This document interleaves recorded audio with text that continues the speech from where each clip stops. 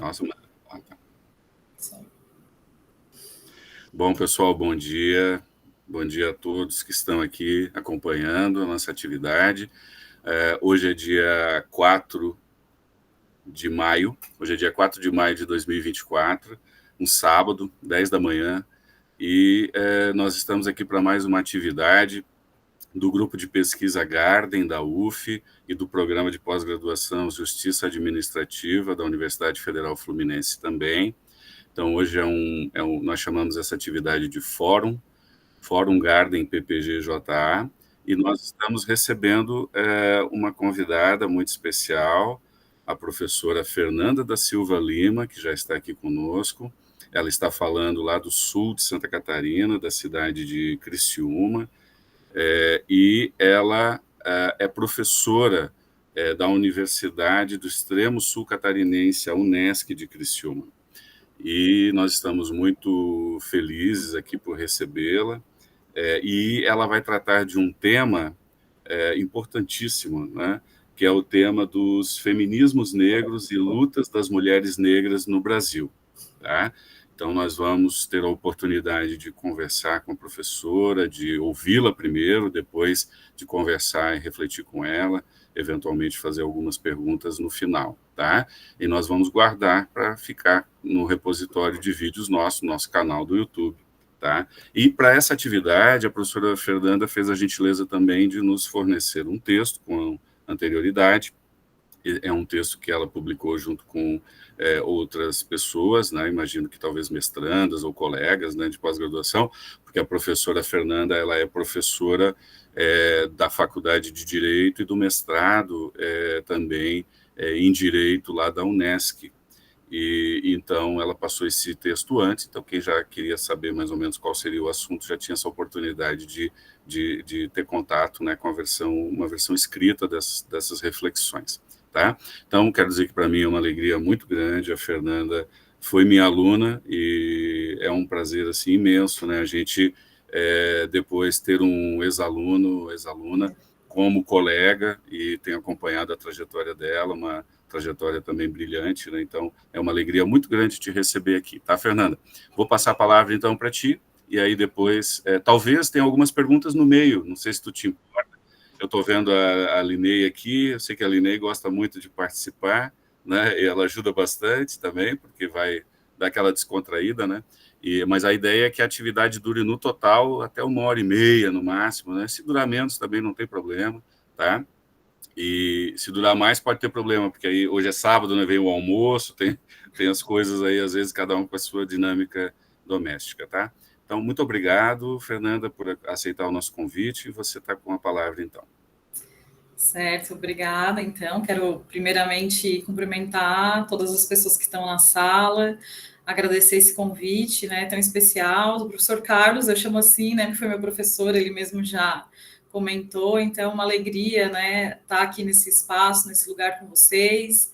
E eu não tenho dúvidas também, né, na época o professor Carlos era coordenador do curso de Direito, e nunca vou me esquecer que fiz, né, as pesquisas de iniciação científica, participei de projetos de extensão na época, e pude acompanhar alguns eventos, não só na Unesc, né, como viajando para outros estados do Brasil, e sem dúvida, né, com apoio na época da coordenação do curso de Direito, né, que o professor Carlos era coordenador, e de um grupo forte, né, de pesquisadores que estão hoje, alguns estão ainda, né, na Unesc, e que fortalecem e mobilizam a pesquisa, né? O programa de mestrado, desde que eu entrei na graduação, ele já era idealizado, e aí a gente conseguiu montar, né, o programa a partir de 2017.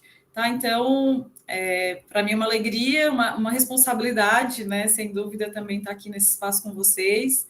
Então, vamos lá, né? Um sábado de manhã.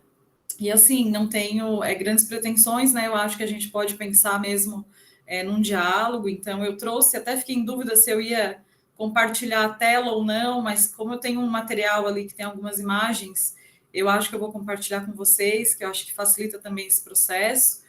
E como também eu não sabia, né, se as pessoas estão mais ou menos adiantadas no debate, eu vou trazer um pouco dessa trajetória, tá, de pesquisa nessa temática, Aqui na Unesc, eu sempre trabalhei desde a graduação com a infância, né, com as infâncias, pensando principalmente o campo das políticas públicas, e por ser, né, uma mulher negra e ter sido uma criança negra, essa preocupação com as demandas raciais, ela vinha pulsando, né, ela vinha latente.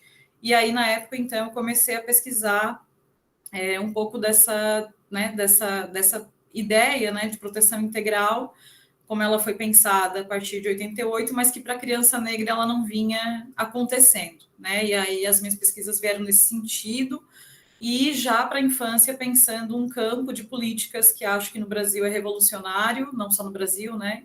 Mas em outros países também, principalmente na América Latina e também nos Estados Unidos, que são as políticas de ações afirmativas. Então, eu já defendia essas políticas também pensando as infâncias, porque muitas políticas tinham caráter, ainda tem caráter universal, universalizante, e tudo que é universal tende a deixar corpos para trás. E aí veio o desafio de entrar no mestrado, e aí eu tenho um colega, que é o professor Ismael, que também estuda as infâncias, já estava na Unesc há mais tempo, e aí veio a proposta, então, já que eu trabalhava com as temáticas raciais, se eu não poderia também expandir e ampliar para outros públicos. Então, desde 2017, final de 2016, na verdade, né, e começo de 2017, comecei a me debruçar sobre as lutas das mulheres negras e como que esse debate tem chegado também na academia, né, que é um debate que, academicamente, ele é bastante recente,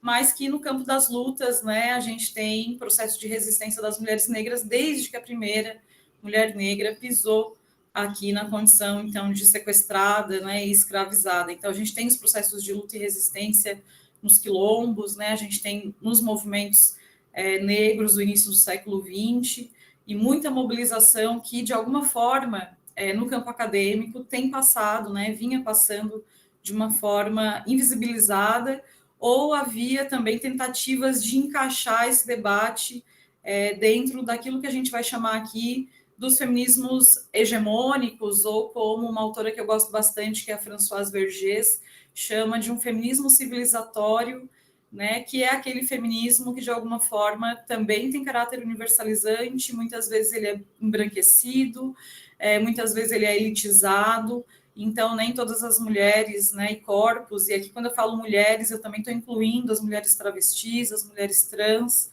né, então a gente vai entender um pouco o que foi esse processo, que eu acho que eu também posso chamar de revolucionário, quando a gente pensa as epistemologias que foram construídas a partir do pensamento feminista negro ou dos processos de lutas das mulheres negras, para, de fato, não deixar ninguém para trás. Eu vou, então, compartilhar, que eu acho que aí vocês vão ter as imagens. Eu consigo... No Meet hoje a gente tem a possibilidade de conseguir acompanhar as duas telas, né? Então, eu vou compartilhar com vocês. E aí eu estou atenta ao chat também, tá? Que daí vocês podem ou abrir o microfone, né, ou falar aqui pelo chat que eu tô lendo. Então, eu trouxe uma breve apresentação que eu acho que também facilita um pouco essa nossa conversa, tá? Então, qual é o meu ponto de partida nessa discussão? É pensar a partir das produções teóricas que a gente vem mobilizando no Negra, tá? O Negra é o Núcleo de Estudos em Gênero e Raça da Unesc. Eu montei esse grupo de pesquisa com a professora Lucy Cristina Osteto, que é professora também do curso de História, e a gente vem mobilizando, então, esse debate, e a gente costuma, né, situar esse debate a partir da tragédia colonial, tá? Então, o nosso ponto de partida em todos os debates que a gente vem fazendo é a partir da tragédia colonial, do trauma colonial, dessa ferida aberta que ainda sangra, e as mudanças, né, que vão acontecer, então, não só no Brasil, né, mas na América Latina, a partir dessa tragédia, tá? E aí eu faço aqui alguns convites, né, para reflexão. Então, como a gente está falando sobre feminismos e os campos das lutas de mulheres, algumas reflexões para a gente começar esse debate. de quais corpos, né, ou quais corpos nós estamos pensando quando a gente mobiliza a categoria feminismo ou feminismos. Quando pensamos em direitos humanos, né, porque aqui no direito a gente tem um programa que tem uma das linhas de pesquisa da qual eu faço parte, né, inclusive, que é no campo dos direitos humanos, e de quais direitos humanos a gente está falando e para quem, né? Ou seja, o discurso tradicional dos direitos humanos, que é aquele também catalogado nas normas jurídicas, né, nos tratados internacionais, eles dão conta de atender, né, as demandas, e aí a gente vai perceber que mesmo após 1948, né, com a 45 criação da ONU e 48 com a Declaração Universal dos Direitos Humanos, eu costumo dizer que a gente inaugura algo novo em 48, mas em cima de modelos velhos, né, em cima de toda uma tradição no direito que tem um caráter altamente burguês, elitista, capitalista, né, também liberal. Então, esse avanço, né, ele também de alguma forma é de fachada, porque de fato, né, nem todo mundo consegue ter acesso àquilo que está colocado no catálogo, né, de forma tão encantatória. Fora até aqueles direitos que sequer chegaram, né, a esse catálogo, porque eles ainda estão mobilizados no campo das lutas. Então, quando a gente pensa em direitos humanos, né, para quem a gente está mobilizando esse debate? Quando pensamos numa história do Brasil, né, de qual história a gente se refere, sendo que a gente sabe que houve um concurso, né, que brevemente houve um concurso no Brasil no início, na transição ali do século XIX para o século XX, mas basicamente no comecinho do século XX, para quem contasse uma melhor história sobre o Brasil, né? Quem ganhou foi o Von Martius, que fez uma analogia aí com a ideia dos rios, né? O Rio Branco, Rio Negro, né? E um outro rio que se referia, então, aos povos indígenas.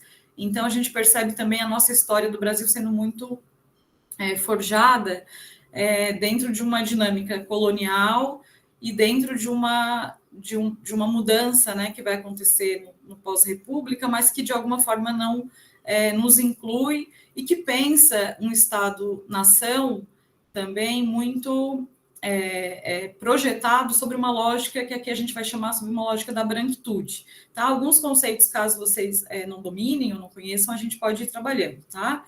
E aí, como a gente está falando de lutas de mulheres negras, é importante que a gente compreenda o racismo, né? Enquanto uma dessas bases que estruturam as nossas relações de poder na sociedade atualmente, tá? Então, o que tem nos mobilizado no grupo de pesquisa? A gente costuma falar de algumas encruzilhadas, né? Então, aqui vou reforçar, o nosso ponto de partida são as epistemologias decoloniais.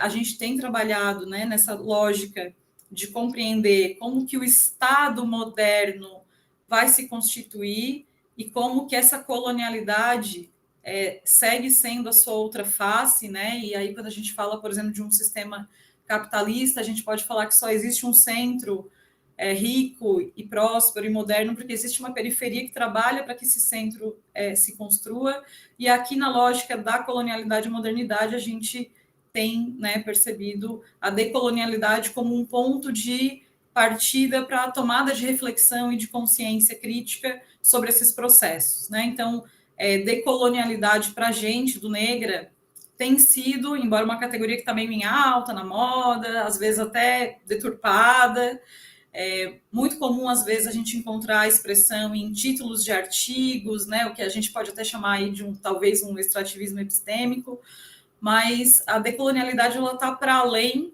de uma teoria, né, ou de um campo teórico, mas ela envolve também uma prática, né, e um fazer diário nas mudanças que a gente quer, né, enquanto sociedade, assim, né? Então, ser antirracista ou ser feminista, né, e dentro das epistemologias dos feminismos negros, está para além, né, das produções acadêmicas que nos mobilizam, embora a gente esteja nesse lugar também. A gente trabalha com a perspectiva afrocentrada, principalmente para privilegiar autores e autoras negras intelectuais, e aqui é importante também, indo para o próximo, né, que a gente trabalha com os saberes coletivos e saberes outros, que para nós, do grupo de pesquisa, intelectualidade não representa apenas as pessoas que estão na academia, mas também as pessoas que estão dentro, né, e constituída nos movimentos sociais, nos movimentos de luta. A gente costuma dizer que é um espaço de afetividade acolhida também, porque muitos dos corpos, né, que estão conosco, de alguma forma, são corpos rechaçados, né, e muitas vezes discriminados também. E a gente também entende como um grande espaço de luta, tá? Eu vou acelerar um pouquinho aqui. Aqui uma frase da Catherine Walsh, né, num diálogo com Adolf Alban, quando a gente pensa, né, uma pedagogia decolonial, aí tem um trechinho, né, que eles estão entendendo sobre pedagogias decoloniais, metodologias produzidas em contextos de luta, marginalização e resistência, aquilo que o Adolfo Alban tem chamado de resistência, que a gente tem usado nessa expressão, pedagogias como práticas insurgentes que fraturam essa modernidade e colonialidade e tornam possível outras maneiras de ser, estar, pensar, saber, sentir e existir. Né? Então, aqui só um trechinho, né, no livro da Catherine Walsh, e além de existir, viver com, né, em relação. E aí, algumas questões para a gente pensar como que o Brasil vai se constituir como uma nação racista, a discussão de raça aparece no projeto de nação, como o direito opera como um grande sistema de controle e também racializado, né, e também sexista, e também machista e capacitista, né, e outras formas mais. E aí, para não me aprofundar tanto, mas eu acho que a gente consegue entender a partir desse quadro, né, que é um quadro bem famoso. Esse quadro se chama Redenção de Cã, e quando a gente pensa as relações raciais no Brasil, a gente tem que lembrar o quanto tivemos aí ao longo do final do século XIX, né, e ao longo do século XX, várias teorias raciais que colocavam o Brasil na lógica de um país mestiço, cuja mestiçagem era algo lido como positivo, numa perspectiva não só de embranquecimento da população, mas aquilo que o Abdias do Nascimento chama de genocídio negro, né? Então, vamos entender. São várias teorias, tá? Muitas delas vinham do campo biológico, não vou me aprofundar aqui, mas só vou sinalizar. Então, a gente vai ter uma grande influência dos sociólogos, digamos assim, né? Que eram considerados na época os darwinistas sociais, porque quando a gente pensa Darwin, né, e sua teoria da evolução, a gente sabe que ele está lidando com plantas e animais, mas os darwinistas sociais vão pensar o modelo de hierarquização, né, das espécies e de um modelo evolutivo para as plantas e para os animais, e vão entender que na sociedade também existiria, né, um processo de hierarquização e evolução. Então, o projeto colonial, né, essa empresa colonial que se instaura, principalmente a partir do século XV nas Américas, ele inicialmente não tinha esse campo do saber como grande campo que ia mobilizar essas diferenças para que gerasse as opressões, mas no século XIX, com o avanço, né, a gente vai ter o iluminismo e uma série de outras coisas acontecendo, principalmente na Europa, e aí a ciência, né, trazendo então essa noção de raça, que ela já tinha sido pensada enquanto cultura, enquanto diferença dos povos, já nesse choque, nesse contato, né, a partir do século XV. Então, no século XIX, eles vão colocar, em termos científicos, todo o processo de hierarquização que foi produzido aqui, não só contra a população negra escravizada e arrancada do continente africano, como também dos povos indígenas. E aí são várias, né? Começa ali com o darwinismo social, as teses da eugenia, né? A eugenia, inclusive, que vai influenciar depois o nazismo nos anos 40, 37, 38 ali em diante, a ascensão do nazismo na Alemanha nazista e por toda a Europa. E no Brasil, e aí raça também, acho que é importante deixar claro, não é uma categoria que é idêntica a todo lugar. Raça demanda que haja relações de poder e processo de hierarquização, e ela vai se comportar dependendo das dinâmicas e das relações de poder que se estabelecem em determinado território. Então, por exemplo, pessoas brancas no Brasil, lidas como brancas no Brasil, até mesmo de olhos claros, vamos pensar assim, e que vão, por exemplo, eu vou pegar um exemplo do professor André, né, que foi meu orientador, inclusive, na Unesc, quando ele vai para o pós-doc dele na Espanha, ele vai perceber um certo rechaço dos espanhóis em relação a ele. Então, ali é esse choque, né? Aqui não sofre o racismo enquanto categoria, porque sendo branco no Brasil, da forma como ele é lido, ele está na relação de poder, então isso não, né? E atravessando, né, o Atlântico e chegando na Europa, ele é lido como latino-americano e brasileiro, logo lido como raça inferior. Então, mesmo as pessoas que têm dupla cidadania aqui no Brasil e no Sul, né, o professor Carlos Magno sabe o quanto o pessoal enaltece ainda esse processo colonial de forma, eu diria, acrítica, mas quando eles atravessam, né, o Atlântico para, às vezes, até trabalhar ou viver, eles vão se deparar pela primeira vez com aquilo que a população negra no Brasil, de alguma forma, já vivencia e experiencia na pele. Então, tudo isso para dizer o quanto a raça ela é dinâmica, tá, enquanto categoria.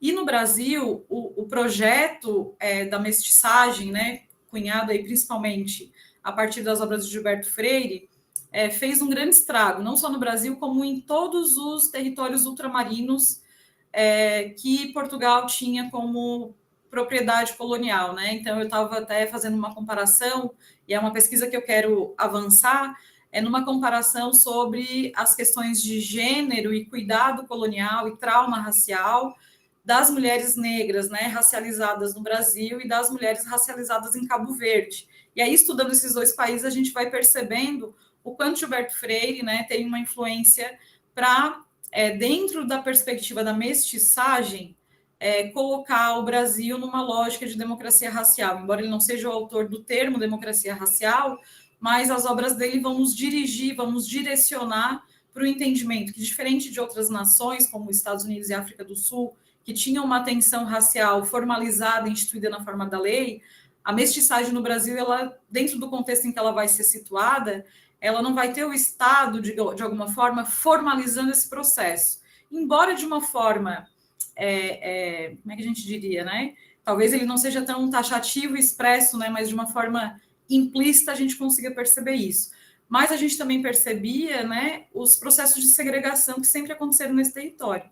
Né? Então, a mestiçagem ela foi um subterfúgio aí para, de alguma forma, mascarar as tensões de raça e, de alguma forma, também para enfraquecer os processos de luta dos movimentos sociais, dos movimentos negros. Então, tem uma obra, né, aqui que eu gosto muito, eu até separei, tem várias, né, estou vendo a minha estante ali atrás, mas essa aqui é uma obra da Neuza Santos, eu esqueci de anunciar, né, eu também estou fazendo outra graduação, eu estou na psicologia, estou na 7ª fase, assim, e estou curtindo muito, assim, e aí tem essa obra da Neuza Santos, que eu fui conhecendo também por conta da psicanálise, uma psicanalista negra, e a Neuza Santos vai dizer o seguinte, ó, a descoberta de ser negra, aqui é a fala dela, tá? Então, abre aspas, a descoberta de ser negra é mais do que a constatação do óbvio. Aliás, o óbvio é aquela categoria que só aparece enquanto tal depois do trabalho de se descortinar muitos véus. E ela continua: saber-se negra é viver a experiência de ter sido massacrada em sua identidade, confundida em suas perspectivas, submetida a exigências, compelida a expectativas alienadas, mas é também, sobretudo, a experiência de comprometer-se a resgatar a sua história e recriar-se em suas potencialidades. Então, esse texto da Neuza Santos, né, um texto aí dos anos 80, era o resultado da dissertação dela de mestrado, ela vai fazer uma pesquisa com as pessoas negras, né, acho que, se não me engano, da região de São Paulo, que ascendem socialmente. E ela vai fazer uma entrevista com essas pessoas e vai fazer uma análise dessas narrativas, e o que ela vai perceber é justamente isso, né? O ato de tornar-se negro e negra no Brasil é também um ato de resistência e é um ato aí de uma tomada de consciência do que essa corporificação, né, do que esse corpo representa socialmente. Então, ela vai dizendo que, na medida que a população negra ia ascendendo, ela tendia a se embranquecer. Então, o processo de branqueamento ele foi também um projeto das teorias raciais biologizantes, porque havia estimativas, né, pela perspectiva biológica, claro, hoje já refutado, né, de que a população brasileira seria totalmente branca ali, né, nos anos 2000, final dos anos 80 até os anos 2000, e outro, né, pensar o branqueamento também como um projeto disso, né, que o Abdias vai chamar de genocídio, porque é você apagar a nossa história, a nossa cultura, promover aquilo, né, que a gente chama de uma morte em vida. Então, o genocídio negro, né, que o Abdias está mobilizando na obra, ele não tem só relação com a morte física, mas também com essa morte do simbólico, né, com essa morte da nossa cultura, né, e da constituição de ser, de se reconhecer sujeito. Então, a gente viveu esse caldeirão aí, né, por isso que ainda é muito difícil trabalhar o racismo, tá? Não é tão simples, parece que a gente já deveria estar a passos à frente desse debate, mas sempre que aparece, né, um debate novo, a gente percebe essas armadilhas sendo construídas. E falar de racismo é também mobilizar a categoria branquitude enquanto uma categoria, né, que trabalha não é necessariamente uma categoria que vai mobilizar a identidade em si, mas ela é um lugar social, né, um lugar social construído pelas pessoas brancas, que é um lugar em que elas se veem e veem os outros, né, e esses outros aqui são, né, aqueles que elas entendem como povos inferiores, então negros, indígenas, quilombolas, ciganos, e que a partir desse lugar existem privilégios, né, que essa branquitude detém, que são privilégios materiais, né, porque quando a gente pensa o nosso Estado-nação e terras, né, que foram concedidas para povos imigrantes, a gente percebe que essas pessoas estão à nossa frente, quando de fato a gente não teve nada com a abolição da escravatura, que teve, né, na sua lei apenas 2 artigos, né, torna-se então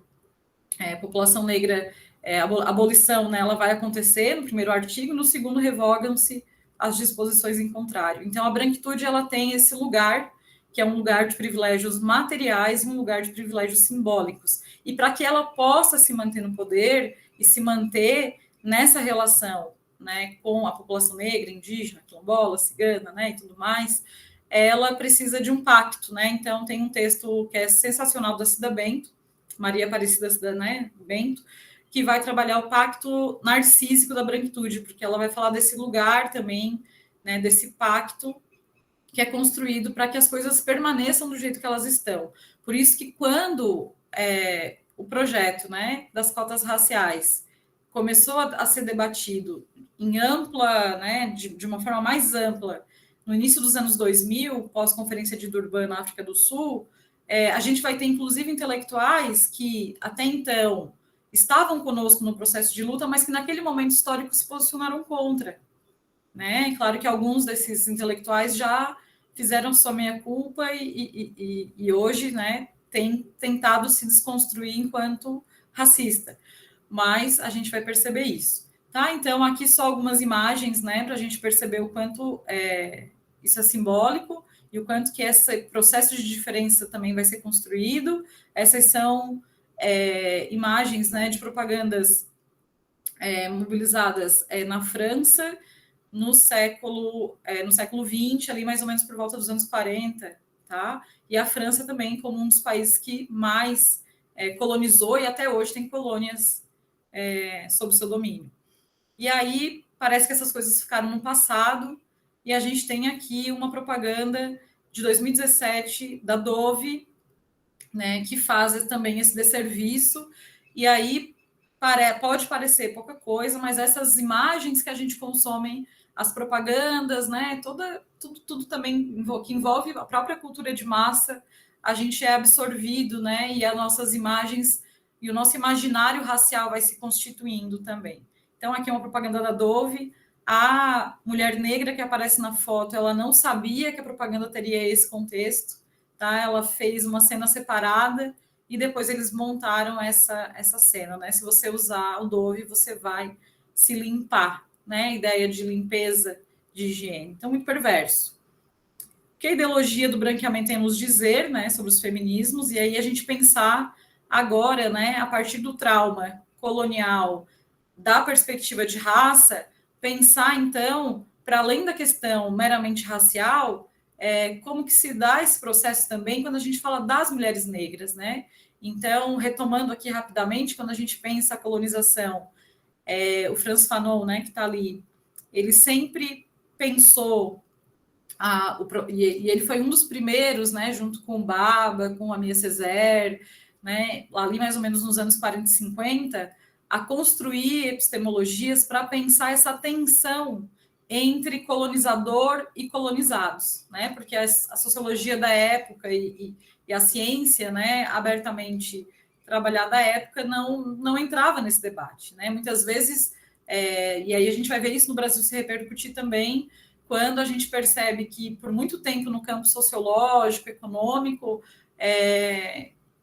pensava-se exclusões e desigualdade apenas pela perspectiva da classe, né? E a gente vai ver que não tem como falar de colonização sem abordar essas tensões, né, que foram ampliadas no capitalismo, né, que vai se amplificar, claro, mais para frente, mas no século XV ele está ali também presente. Então, o Quijano, né, com algumas ressalvas que a gente tem em relação a ele, vai ser um autor importante da rede Modernidade e Colonialidade, que é um grupo de pesquisadores da América Latina, quando ele vai pensar a categoria colonialidade do poder para mostrar que dentro dessa tensão, né, colonizador-colonizado, existe um mundo ali, né, que está fragmentado a partir da raça e do capitalismo, né? E ele vai falar também, em certa medida, da questão das mulheres. Depois eu vou avançar um pouquinho com outras autoras para pensar que esse mundo colonial ele só foi produzido porque, né, foi possível então objetificar corpos, desumanizar a partir dos modos de produção capitalista, dos processos de racialização e também, em alguma medida, dos processos de construção sobre o gênero, que a gente vai ver daqui a pouquinho. Então, o Fanon, né, voltando ao Fanon, ele vai ser um autor importantíssimo. Hoje ele já está mais, assim, ele circula mais na academia brasileira, né, mas, assim, o Fanon circula na academia brasileira há pouco tempo, né, se a gente olhar, tem que cerca de 2 décadas, mais ou menos, mas no movimento negro, né, o Fanon sempre foi um autor de expressão. E tem uma questão também do porquê que os feminismos negros, quando a gente vai para a academia, parece que esse debate é novo para algumas pessoas, né? Ele é bem antigo, como eu estou tentando dizer, mas aparentemente parece que é novo.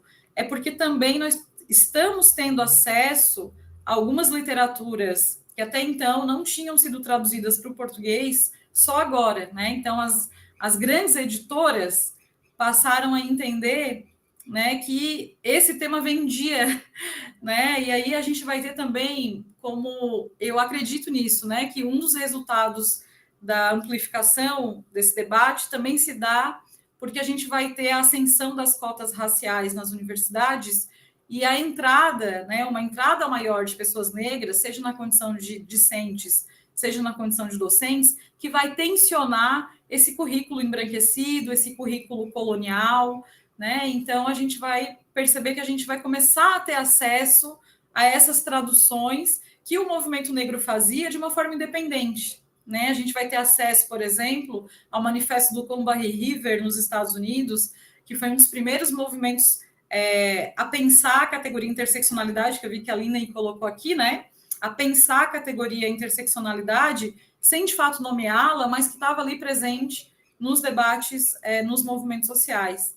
Então, né, enfim, então, retomando aqui, né, Fanon é esse autor, né, que hoje a gente consegue ter mais acesso. As suas obras têm sido traduzidas, e não só as dele, né? A gente vai ter as obras da Bell Hooks, né, que é uma autora também de ponta, e ela, infelizmente, é falecida, faleceu faz alguns anos, pouco tempo, na verdade, e todas as obras, né, da Bell Hooks estão hoje praticamente todas traduzidas para o português, e outras obras, né, como a da própria Grada Quilomba, ela vai escrever uma tese, ela é portuguesa, mas também, né, de descendência de escravizados, e ela vai para a Alemanha e publica uma tese em inglês, né, Memórias da Plantação, Episódios do Racismo Cotidiano, e depois ela publica em português de Portugal, mas também a gente tem dificuldade de acessar os livros importados, e aí, recentemente, né, acho que tem uns 3, 4 anos por aí,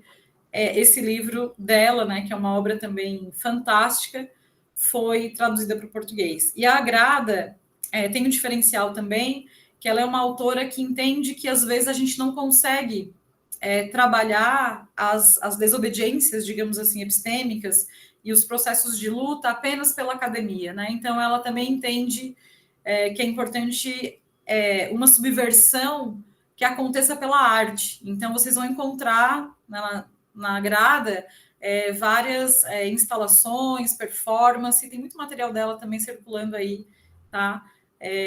No YouTube. Linney colocou, né, violência simbólica, estou pegando aqui, tá, depois a gente volta, obrigada pelos comentários. E aí, o racismo estrutural, né, que tá uma categoria que, né, o Silvio de Almeida até brinca, né, olha, gente, eu não sou aquela pessoa que cria a categoria racismo estrutural, mas ele lança uma obra na coleção Feminismos Plurais, da Djamila Ribeiro, e uma obra que vai circular muito, até porque a proposta do projeto era trazer referenciais que pudessem, de fato, ter acessibilidade, ser didático, né? Aqui, obrigada, Aline, ser didático, acessível e que pudesse circular por aí. Então, de alguma forma, essa obra ela é responsável também por a gente tentar, né, trazer um pouco dessa compreensão sobre o racismo estrutural no Brasil e a forma como ele se organiza. Então, quando a gente pensa colonialismo, né, que é essa construção dessas hierarquias e desses lugares, né, em que um está no centro e outro está à margem, ele se estrutura em cima de alguns pilares.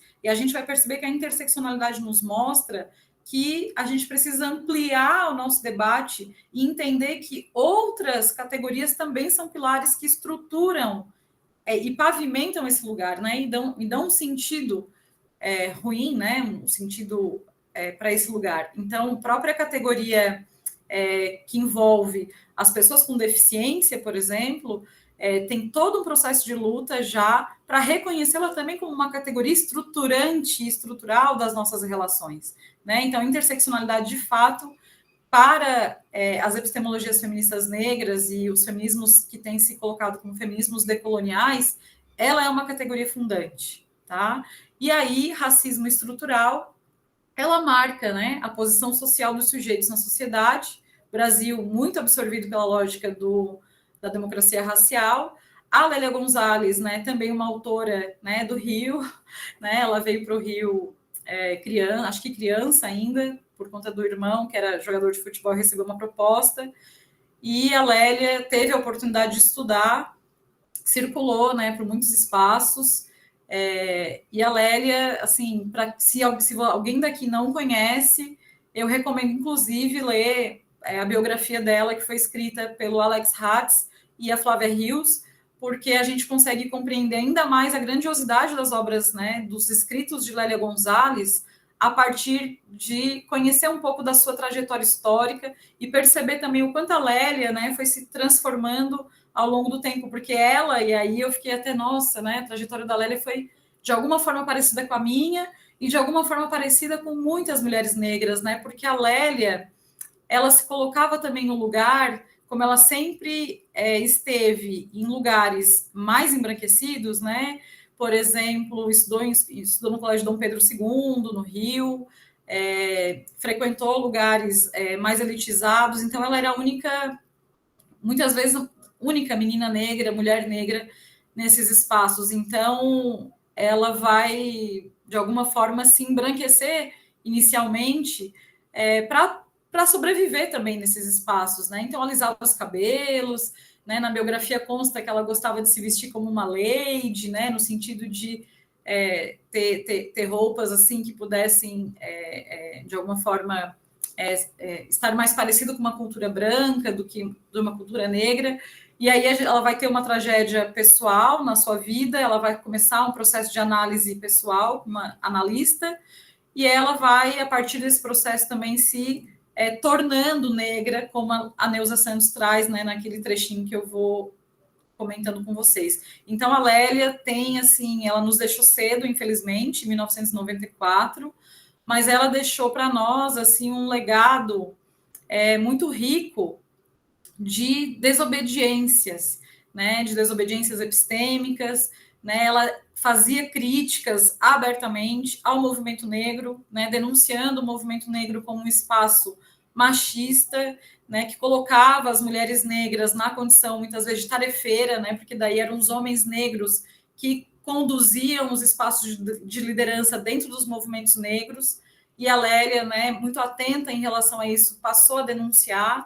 É claro que nem tudo é generalizante, né? A gente vai ter mulheres que vão se destacar assim, mas em geral a gente vai perceber que o movimento negro vinha se constituindo também numa lógica machista.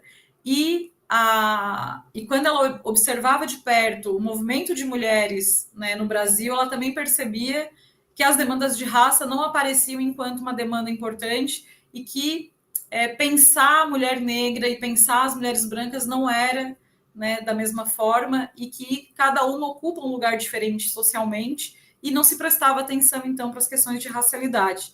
E dentro dos próprios movimentos, e isso, gênero sobrepunha raça, e dentro dos próprios movimentos de mulheres negras, ela também ia percebendo algumas incoerências, tá? Então, é muito interessante, né, acompanhar os escritos da Lélia, porque ela vai, assim, ser fenomenal. Ela vai participar ativamente e vai ser chamada para Constituinte em 85, né, para pensar a Constituição de 88, e lá ela já anunciava coisas que a gente só conseguiu implementar 20 anos depois.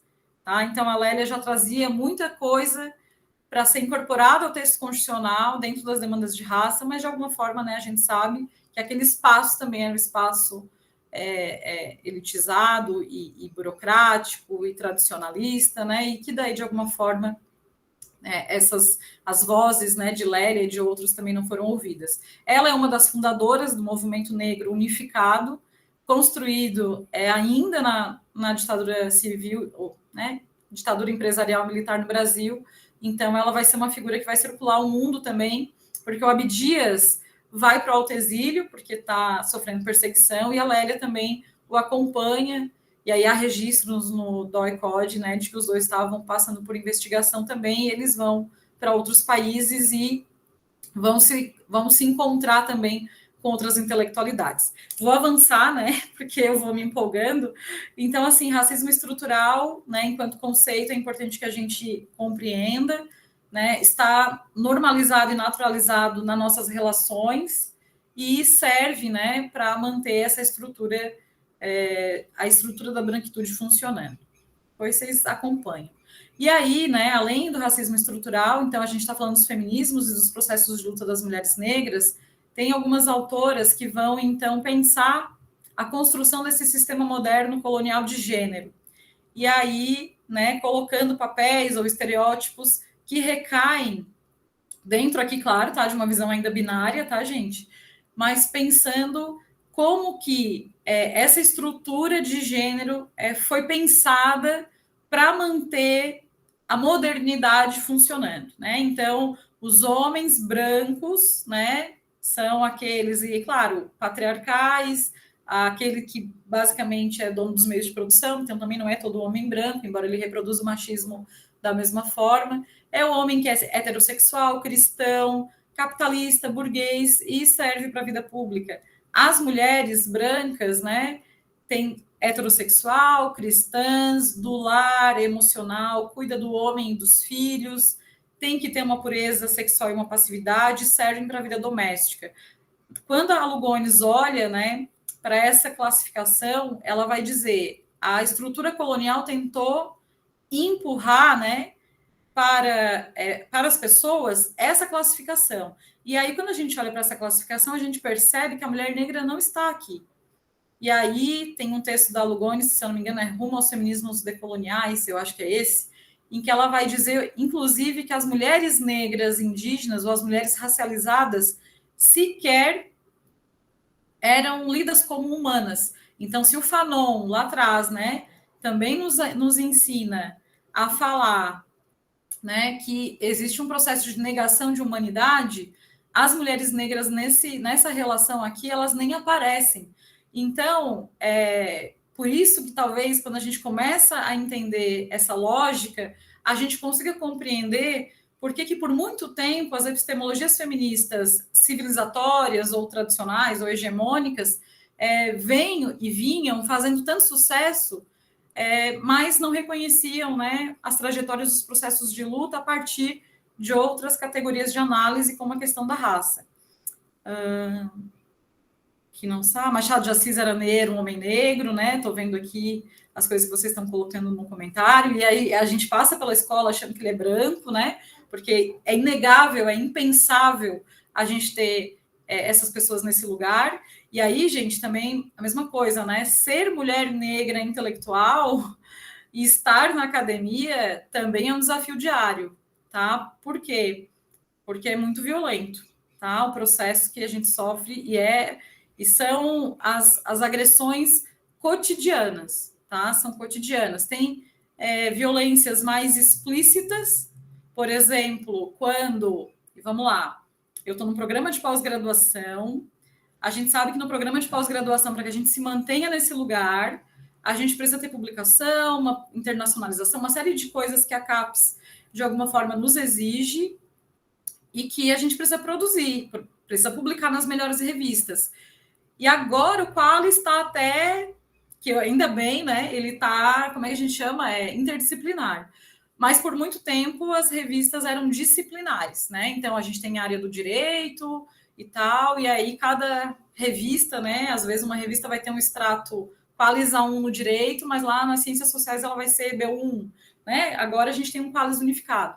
Mas esse nível, né, de produção que é nos exigido implica que a gente tente produzir e publicar para as revistas mais importantes, aquelas que circulam mais, aquelas que têm o extrato mais alto. E aí o que às vezes a gente recebe, né? Eu digo aqui não só eu, mas o povo, né, que está comigo na condição de intelectual e subvertendo esse espaço, a gente recebe, e eu já recebi várias vezes, não foi só uma, tá?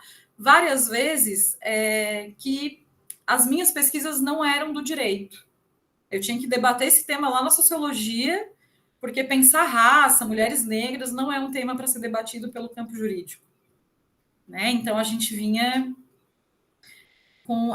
né? E aí, esse é um dos obstáculos, né, que a gente passa no nosso cotidiano. Recentemente também, né, eu me inscrevi para um pós-doc nesse edital que saiu, Atlânticas, e eu fiz um projeto pensando, né, a comparação das mulheres e a relação de cuidado colonial no Brasil e Cabo Verde. Eu gostei muito do projeto, tá? Vou desenvolver ele, talvez com bolsa ou sem bolsa, né? Vou tentar desenvolver, mas os pareceres que eu recebi, eles são muito diferentes uns dos outros, assim.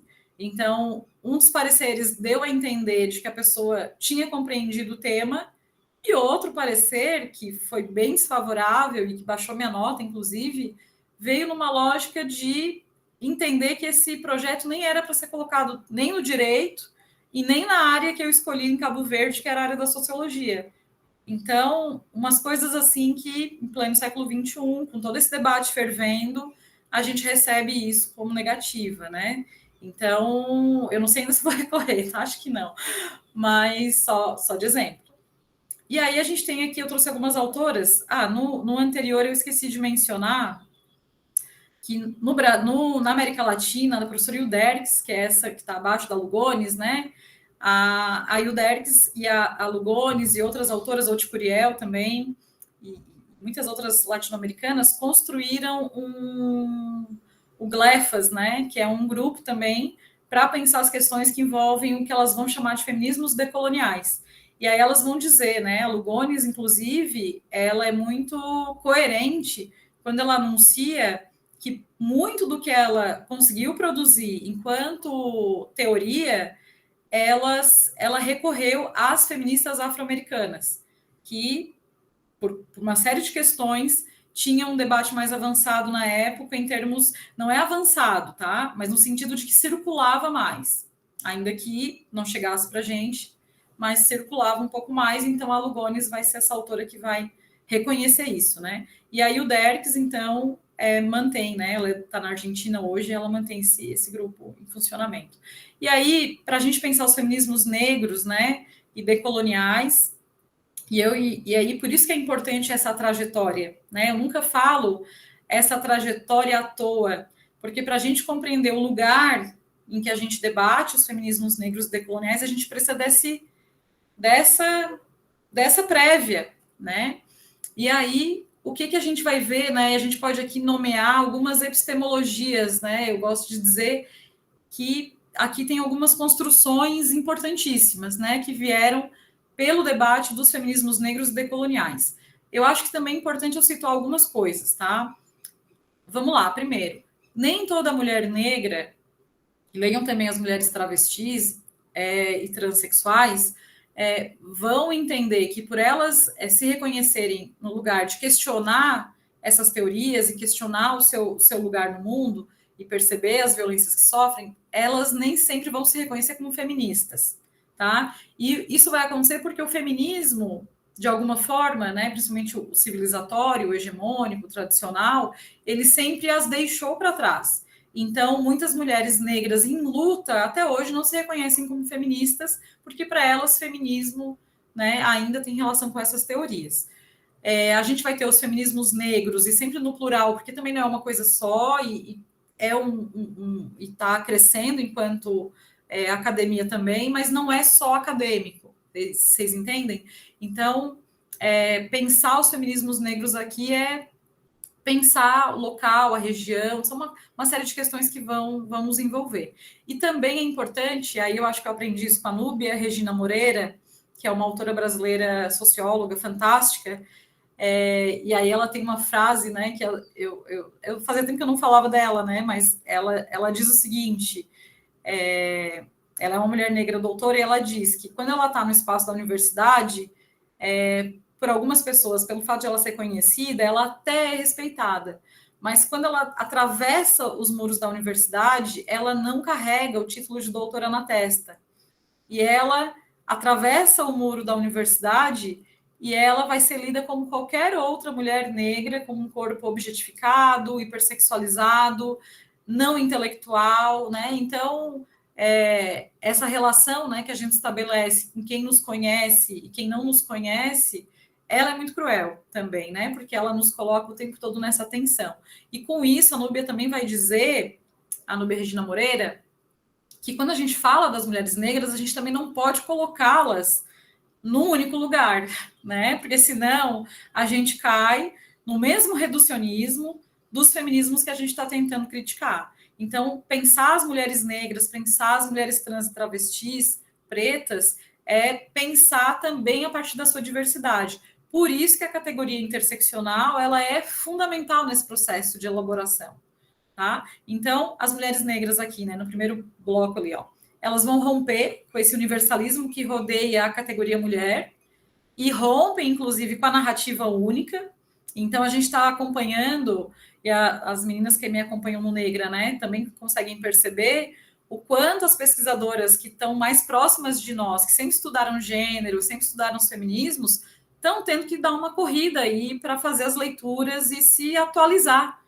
Porque, por exemplo, falar de Eliette Safiotti, que é uma autora que vai trabalhar a classe, as mulheres e o mundo do trabalho, é sim fundante, é importante, mas o texto da Eliette Safiotti é um texto datado.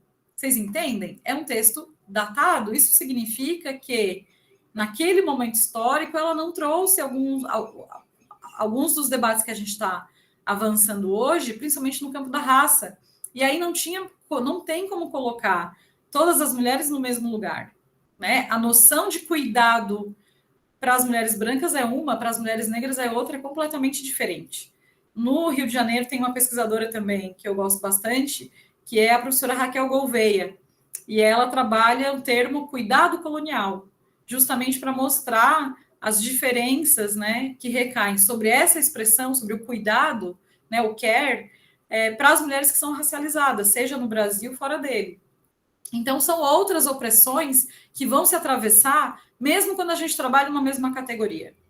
Tá? Então, tem muita gente aí que vai precisar correr atrás, né? Porque essas autoras que foram expoentes dentro de um feminismo convencional, ou tradicional, ou civilizatório, elas vão trazer categorias importantes para o nosso campo de estudo, e o feminismo negro, ele vai, sim, né, entrar nesse debate, vai beber dessa fonte também, mas ele vai mostrar as insuficiências que algumas categorias têm hoje. Então, não é descartar, né, porque senão a gente vai estar trabalhando na querela, né, na briga, na rivalidade, E não é esse o nosso objetivo, mas é mostrar que algumas construções teóricas, né, precisam ser revistas e que muitos textos, a gente aprende isso muito com a Lucy, que é historiadora, que a gente precisa sempre pensar o texto na sua data, no seu contexto, quando que ele foi elaborado, o que circulava nessa época, né? Então, é importante que a gente conheça isso. Então, romper com a voz única aqui é romper com esse lugar de centralidade que o feminismo civilizatório alcançou. Articula saberes outras metodologias e outras práticas. Isso porque, né? Porque nós, mulheres negras, a gente não tem como falar, tensionar o debate sem nos situar enquanto experiência. Isso as feministas também já faziam. Mas é importante aqui registrar que a gente usa também outros lugares de saber, porque nem sempre a academia esteve ao nosso alcance e a gente precisou se reinventar e circular e resistir em outros lugares. Então, seja a partir da arte, da dança, da música, da poesia. Então, tem um texto que eu estou escrevendo que eu comecei com samba de Elza Soares, né? A música que ela vai cantar, o meu país como o meu lugar de fala. E aí a gente começa assim, porque a gente quer trazer isso também para o nosso debate, que não é só acadêmico, né? Ele tem outras finalidades. Então, a gente escreve a partir da nossa experiência, e quando a gente faz isso, a gente rompe com aquilo que a modernidade e colonialidade criou enquanto ciência, numa lógica muito perversa de se dizer neutra, né? Porque a neutralidade axiológica também é uma invenção. Então, nenhum discurso é neutro, né? Todo mundo que anuncia algo, anuncia de algum lugar e tem alguma intenção. Então, todas as produções acadêmicas que usam, né, expressões neutras e como se as pessoas estivessem distante daquilo que elas estão pesquisando, como se isso fosse neutralidade, né? Então, não é. E aí a gente vem mostrando também que é possível a gente entoar a nossa voz e escrever, inclusive, em primeira pessoa, tá? A gente adota, então, a perspectiva interseccional, daria uma hora, né? Eu já estou encerrando, mas daria uma hora só para a gente falar da categoria interseccionalidade. Ela é uma categoria que está em disputa, é importante a gente trazer isso. Ela é uma categoria que está na moda, né? Então todo mundo fala de interseccionalidade, mas é importante que a gente saiba que é uma categoria que tem muita base teórica. Tá? No Brasil, por exemplo, a Carla Cotirene, a Winnie Bueno, tem se debruçado sobre a questão. Claro que a Winnie trabalha muito com a Patrícia Hill Collins, principalmente a partir das imagens de controle, né? E tem toda uma produção acadêmica também no direito, né? Extremamente orientada para pensar a interseccionalidade. E a Carla Cotirene lançou também o livro nessa mesma coleção do Silvio de Almeida, né, que é a categoria interseccionalidade. E aí a gente precisa também entender que, eu não sei se vocês, quem acompanha mais de perto esse debate, já parou para pensar, mas como também, quando a gente fala as mulheres negras estão na base, é porque nós estamos também atrás dos homens negros, né? Não só em termos econômicos, né, mas também como em termos de reconhecimento. Quais foram os autores que mais fizeram sucesso? Aí coloquem no chat ali, vou fazer uma enquete. Quais foram os autores que mais fizeram sucesso na coleção Feminismos Plurais? Já pararam para pensar? Eu acho que hoje são mais de 10 livros. Os primeiros foram, né? O da Djamila, o que é Lugar de Fala, Interseccionalidade, da Carla Cotirene, Racismo Estrutural, do Silvio de Almeida, Racismo Recreativo com o...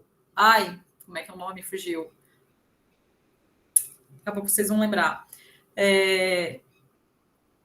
Joyce Bert, com Empoderamento, eu acho que foi a Joyce que escreveu esse. Cotas Raciais com a Lia Vaz, enfim, né? A gente vai ter. Quais foram, né, as obras que mais se difundiram nessa coleção? Qual foi o autor, inclusive, que mais se destaca, né? Vai ser o Silvio de Almeida. E não vai ser a Carla Cotirene. Então, aqui estou lendo sobre camadas, né? São muitas camadas, tá? A gente, então... E aí, a Carla escreveu, né, sobre interseccionalidade. Então, a interseccionalidade, ela não é uma soma, tá, de opressões, como muita gente tem colocado nessa lógica, porque a gente não tem como somar e subtrair, né? Porque são marcas que estão no nosso corpo. A Haute Curiel critica a forma como a interseccionalidade foi difundida nos anos 90, e a Crenshaw, né, quando vai cunhar o termo nos anos 90, a partir de um processo contra a General Motors, ela vai trazer uma análise pela área do direito, e aí muita gente difundiu essa ideia, a própria Preemption já reelaborou muitos dos seus escritos, mas muita gente fica presa aos textos dos anos 90, final dos anos 90 ali, né, 91, 92, depois a conferência em Durban, que ela vai também levar um texto importante sobre interseccionalidade, mas aqui é pensar a interseccionalidade como uma categoria de resistência, né, e como uma categoria que consegue compreender que a gente não tem como fragmentar os processos de luta, né? Então, e a Oti Curiel, quando faz a crítica, ela diz assim, a gente precisa se questionar quem construiu a mulher negra, porque não é mulheres, raça e classe só, né? Mas é pensar nessa construção anterior. Tá? Não sei se eu me fiz clara. Daí tem um texto da Oti também, que procurem os textos da Oti Curiel, que ela também é fantástica. A Patrícia Hill Collins, né, tem textos incríveis falando sobre as imagens de controle. E no Brasil, embora a Lélia Gonzalez não tratasse especificamente dessa categoria, né, ela não construiu a categoria imagens de controle, mas ela já mostrava como que nós mulheres somos lidas socialmente, mulheres negras, né? Então, a empregada doméstica, a prostituta, o corpo objetificado. E eu gosto de acompanhar as novelas, né? Como às vezes em casa eu não moro sozinha, né? E às vezes a TV fica ligada, e aí eu vou acompanhando, às vezes, aquilo que está circulando, né, na TV, e acompanhando as novelas, né? Eu não sou necessariamente noveleira. Quando era criança, eu assistia mais e tal, mas hoje em dia não, a gente não tem esse tempo, né? Mas não quer dizer que não gosto também, gosto de assistir uma novelinha, tá? E quando eu posso, eu assisto, e aí eu fico hoje, né, que nem assistindo novela a gente descansa. Então a gente fica lá prestando atenção nesses personagens, né? E aí, à tarde, passa novelas antigas. E quando a gente olha para essas novelas antigas, a gente consegue também perceber o tamanho da violência, né? Onde essas mulheres negras estão.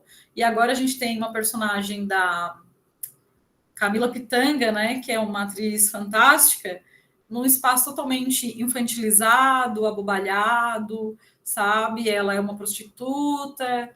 Então, eu fico pensando, né, Camila Pitanga, talvez ela precisou, né, fazer esse papel, porque talvez não fosse aberta a outras possibilidades à época, assim como não tinha sido aberto para muitas mulheres negras também.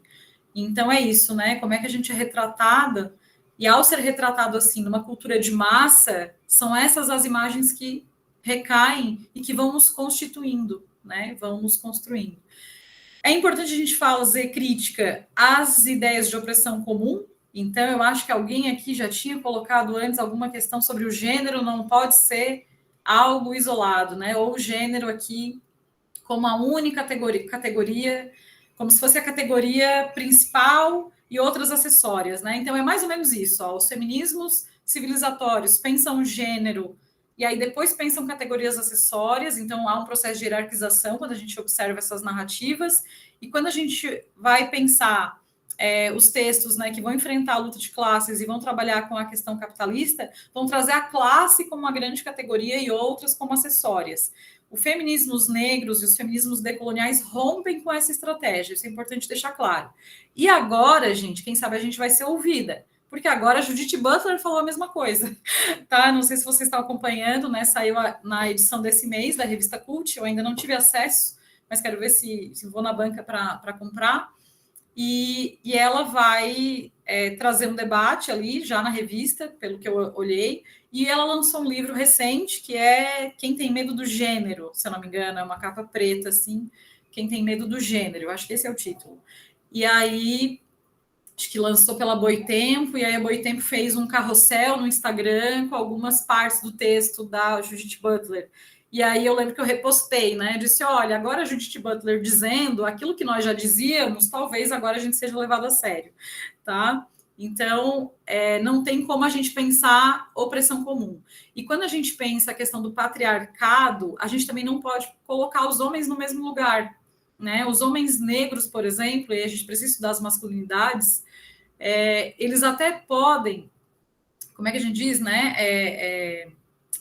Reproduzir o machismo, né? Reproduzir, mas eles não gozam dos privilégios que a estrutura patriarcal concede aos homens brancos, tá? Então, isso é uma questão aí para a gente né? Acho que precisa ser enfrentado e debatido, e os textos e os trabalhos que têm mobilizado as masculinidades têm enfrentado esse debate, tá? E aí a própria Bell Hooks vai dizer, né, que os homens negros são os nossos parceiros de luta, e é importante uma pedagogia, né, para que eles possam estar de fato aliados. A Vilma Piedade tem um textinho bem fininho, assim, que ela vai trabalhar a noção de dororidade, né, porque no campo feminista civilizatório se construiu a ideia de sororidade, né, de que o fato de ser mulher nos une, né, e a Vilma vai dizer não é bem assim, né, existe um processo de dor, né, que não está presente para todas as mulheres, né, que nem todas sentem da mesma forma. E uma coisa que eu esqueci de comentar com vocês foi os movimentos, né? Quando a gente olha para os movimentos de luta, né? Porque esse também era o tema do nosso debate aqui hoje. Quando a gente olha para os grandes movimentos de luta que aconteceram na América Latina, primeiro, segundo, terceiro, quarto, quinto encontro latino-americano, né? De feministas, latino-americanas e caribenhas, um desses eventos aconteceu em São Paulo. Não sei se vocês já sabem, né? Já tomaram consciência desse fato. E aí aconteceu um desses encontros em Bertioga, litoral de São Paulo. Esse evento aconteceu num grande resort, assim, e pela primeira vez a gente teve uma presença de mulheres negras no evento que se inscreveram, e dois ônibus saíram do Rio de Janeiro para poder participar do evento, dentro dos debates que iam trabalhar as questões raciais. E essas mulheres foram barradas, elas não puderam acessar o espaço do evento, porque elas não tinham feito o pagamento da inscrição, que era em dólar, e caríssimo. E isso diz, né, desse lugar de quem é que pode, tem condições de estar nesses espaços. Então, tem alguns textos que vão relatar esse evento, ele vai ser, sem dúvida, um divisor de águas para que as mulheres negras também começassem a se organizar enquanto movimento de mulheres negras, porque eu disse, né, elas sempre lutaram e sempre estiveram nos espaços, mas esse evento vai fazer com que houvesse, a partir dali, uma mobilização nacional. Então, elas vão fazer encontros na Bahia, encontros no Rio de Janeiro, né, para pensar as suas questões. E uma das grandes disputas que haviam no debate colocado entre as feministas brancas e negras era em relação à creche. Olha só, lá mais ou menos nos anos 80, quando as demandas e as pautas, né, vinham para ser debatidas, as mulheres brancas queriam se desvincular da ideia de maternidade. Então, elas queriam que outras pautas entrassem em cena com mais força. E as mulheres negras queriam estudar e queriam trabalhar a questão do direito de acesso à creche. E elas queriam desvincular a ideia de que mulher tem que ser mãe.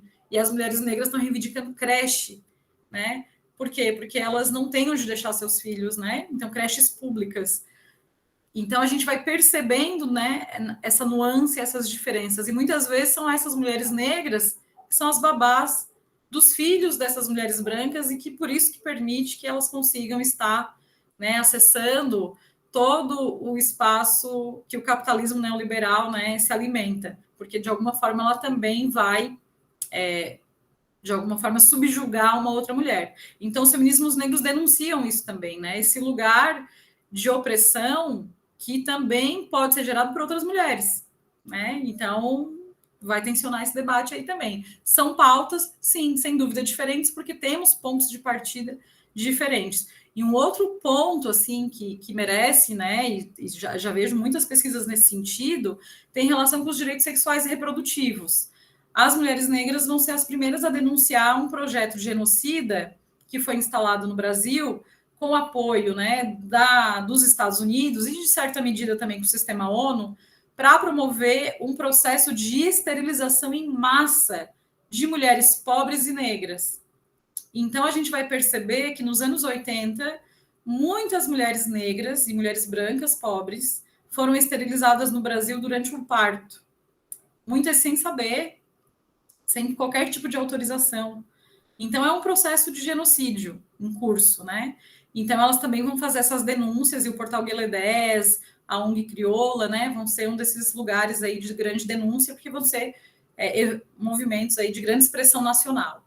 E quando, né, se constrói a categoria divisão sexual do trabalho, a Lélia já é pioneira, embora ela não diga categoricamente, mas ela está lá dizendo, olha, essa divisão não é só sexual, né? Não é uma divisão entre homens e mulheres numa perspectiva binária. É pensar as demandas de raça também, e aí, com a interseccionalidade, a gente percebe que também não é só raça e sexo, né? Não é só raça e as demandas por igualdade de gênero. Outras categorias também precisam entrar em cena. Tá? Então, aqui, ó, nesses poucos pontinhos, a gente tem toda uma construção teórica que cada ponto desse daria para ser muito aprofundado. Aqui eu tenho algumas mulheres, ó, a Françoise Vergès, que está de turbante vermelho, ela escreveu algumas obras que já foram traduzidas para o português, um feminismo decolonial, uma teoria feminista da violência e descolonizando museus, tá? Aqui é a Ângela Figueiredo, que vai, inclusive, né, dizer que se as mulheres, né, do feminismo hegemônico costumam trazer a sua trajetória narrativa histórica a partir das ondas teóricas, ela está dizendo que as mulheres negras da Bahia estão fazendo isso a partir das marés feministas negras, né? Então ela vai desenvolver um texto também sobre isso. E a Oti, né, ali embaixo, afro-colombiana, né? A Oti, na verdade, não é afro-colombiana, ela está na Colômbia, mas ela é da República Dominicana. E a Françoise Vergès tem essa frase aqui que o nosso grupo gosta muito. A gente costuma levar essa frase para muitos lugares. É muito interessante ler essa frase, né? Ela vai dizer o seguinte: todos os dias, em todo lugar, milhares de mulheres negras racializadas abrem a cidade. Elas limpam os espaços de que o patriarcado e o capitalismo neoliberal precisam para funcionar. Elas desempenham um trabalho perigoso, mal pago e considerado não qualificado. Inalam e utilizam produtos químicos tóxicos e empurram ou transportam cargas pesadas. Tudo muito prejudicial à saúde delas. O trabalho de cuidado e limpeza é indispensável e necessário ao funcionamento do patriarcado e do capitalismo racial e neoliberal. Contudo, embora indispensável e necessário, ele deve permanecer invisível, marcado pelo gênero racializado, mal pago e subqualificado. Né? Então, nessa frase aqui, a gente consegue, né, se dar conta das várias violências, né, que a gente consegue perceber, né, do que a gente está, enfim, tratando agora. Aqui só um breve recorte, assim, né, que isso aqui antecedeu a ditadura civil-militar no Brasil. E aqui a gente tem um momento histórico recente, né, infelizmente. Aqui uma campanha do Dia dos Pais, não vou ficar nesse, já vou terminar, tá, porque eu quero ouvir vocês. Essa aqui foi uma campanha da Boticário, muito criticada. Eu construí um artigo para tratar disso, tá? Vocês conseguem acessar lá no academia.edu. E eu acho que é isso, para a gente não se estender tanto, ó. Uma frase também da Ângela Figueiredo: a produção acadêmica negra, posicionada, ativista, engajada, principalmente a de jovens intelectuais negras e negros, prioriza a produção de trabalhos acadêmicos cujos centros são suas experiências. Sabemos, contudo, que essa produção não é vivenciada sem tensão no meio acadêmico. Por isso mesmo, há um discurso que desqualifica a produção acadêmica posicionada, referindo-se a ela como um senso comum ou adjetivando-a como militante, já que é interessada. Por isso mesmo, supostamente menos científica, porque desafia o mito da neutralidade axiológica, né? Aquilo que a gente falou antes. E Audre Lorde, né? Sueli Carneiro, fantásticas. Audre Lorde diz o seguinte: fomos socializadas a respeitar mais o medo do que nossas necessidades de linguagem e significação. E enquanto esperamos em silêncio pelo luxo supremo do destemor, o peso desse silêncio nos sufocará. O fato de estarmos aqui, e aí eu acho que me coloco aqui com vocês também, né? O fato de estarmos aqui e de eu falar essas palavras é uma tentativa de quebrar o silêncio e de atenuar algumas das diferenças entre nós, pois não são elas que nos imobilizam, mas sim o silêncio. E há muitos silêncios, né, a serem quebrados, tá? E aqui uma parte do grupo de pesquisa, uma mobilização em Criciúma por conta de uma... a gente teve um professor do ensino médio que mostrou um clipe do Criolo, o Etéria, e ele foi perseguido, né, por deputados e vereadores do município que são, né, fascistas, são tudo de ruim, e o professor foi demitido pela gestão municipal local, e esse evento mobilizou a primeira parada LGBT em Criciúma. Tá? Então, depois de muitos anos, né? Porque a gente ficou um tempo sem esse debate ser colocado. E eu acho que é isso. Eu vou parar a apresentação aqui para ouvir vocês. Eu acho que eu falei demais. Acho que eu me estendi mais do que eu gostaria, mas eu fui me empolgando. E aí, deixo para vocês, né? Quem sabe a gente possa conversar, se tiver tempo. Certo, Fernanda, muito obrigado pela tua fala, assim, muito rica, né? E a gente acompanha tudo com muito prazer, né? Pela abordagem de um assunto tão importante, né, para nós, que há alguns anos atrás, né, décadas atrás, né, nem estava no mapa, né, e hoje está colocado, né, dentro de uma perspectiva, assim, que é uma perspectiva muito rica, né. Nós vamos abrir para perguntas, tá, pessoal? Se alguém quiser fazer alguma pergunta ou fazer alguma manifestação oral, né, é muito bem-vindo, tá? Sei que às vezes tem gente que prefere por escrito, mas é interessante também, né, vocês se comunicarem, abrirem a telinha e dizerem alguma coisa. Mas assim, só enquanto o pessoal pensa, Fernanda, eu estava, né, esse tema, né, feminismos negros, né, e quantas referências, né, você trouxe aí para nós, né? Quem está interessado em pesquisar isso, acho que ficou muito contemplado, né? Acho que foi uma fala muito precisa, né, da tua parte. Mas eu pensava antes do tema que, assim, eu sempre falo para os meus alunos do primeiro período, né, que nós estudamos numa universidade, numa faculdade que é mais do que centenária, que é a Universidade Federal Fluminense. A Faculdade de Direito é um prédio antigo, e quando a gente está naqueles intervalos, que entre uma aula e outra, num café e tal, às vezes você fica perambulando ali pelo andar superior do prédio histórico, e aí tem umas placas de formandos de 1940, formandos de 1955, formandos de 1961, né? E o que salta aos olhos, né? Salta aos olhos, se você for ler os nomes, não sei se é uma curiosidade só minha, né? Às vezes eu ficava lendo os nomes para ver se tinha algum Carlos Magno ali, e você vai vendo assim que tem 100 homens e uma mulher, 200 homens e 3 mulheres, né? E então imagina, né, a questão do feminismo. Então aí, né, há 60, 70 anos atrás, a mulher nem pisava na universidade. E se a gente pudesse ver as fotos dessas pessoas, né, provavelmente a gente veria também uma grande exclusão, né, da comunidade negra, né? E aí, agora, antes de a gente começar aqui, né, eu pedi para os meus filhos, né, eu tenho um filho de 11 e um filho de 7. E aí eu pedi assim, ó, vocês não joguem nada online para não pesar aqui, que nós queremos gravar e tal. Dei assim uma dura neles, né, para eles não fazerem mesmo, porque às vezes eles não obedecem, às vezes são meio insurgentes, né, contra a autoridade paterna. E aí o meu pequeno de 7 anos assim, tá, qual é o tema da aula de hoje? Que às vezes tem no sábado esse assunto, né? Aí eu falei, feminismos negros, sobre as lutas das mulheres negras e tal. Aí ele assim para mim, isso aí eu já vi no primeiro ano. Já vi no primeiro ano.